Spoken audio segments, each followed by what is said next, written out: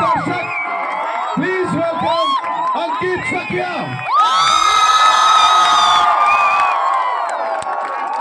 બહુ જ બધી તાળીઓનો અવાજ.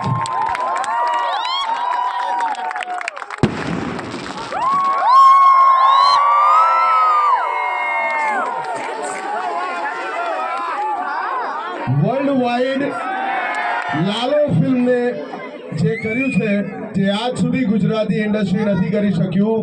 તમારા અવાજ સાથે લાલોએ કલેક્શન કર્યું છે 100 કરોડ.